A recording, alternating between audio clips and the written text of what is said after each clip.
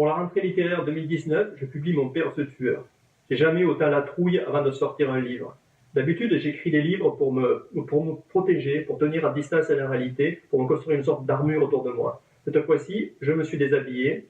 La première phrase de mon roman énonce un fait. Mon père était un tueur.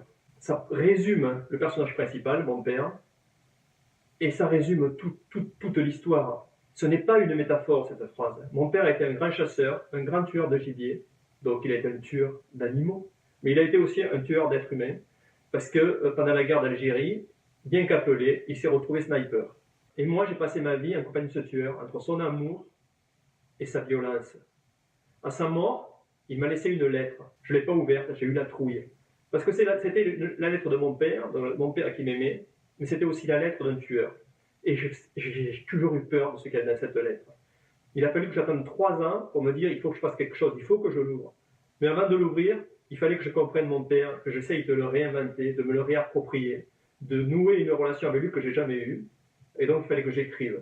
Il s'agit bien d'un roman, parce que mon père était un affabulateur, entre ses déclarations vraies et celles fausses, parfois sans que je sache faire la différence. Il y avait beaucoup de vides, beaucoup de trous que j'ai dû combler, réinventer.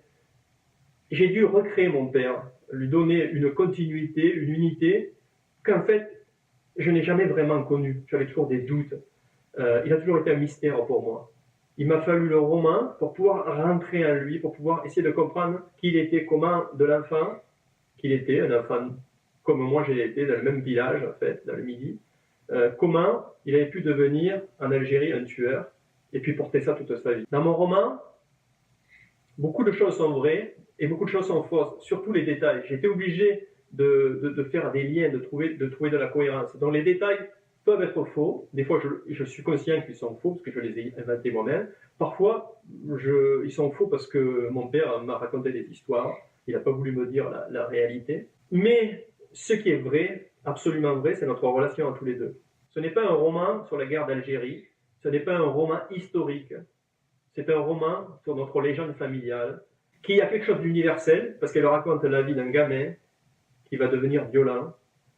Et ça se répète depuis des siècles et des siècles, et ça continue malheureusement. Alors, j'ai essayé d'écrire ce livre pour essayer quelque sorte d'endiguer ça, au moins dans ma propre famille, et peut-être dans celle des lecteurs.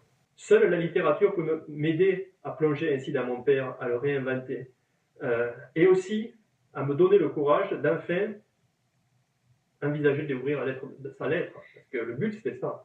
C'était, il me laisse une lettre le jour de sa mort. 3 ans après, je commence à écrire, et à la fin du livre, il faut que j'ouvre la lettre.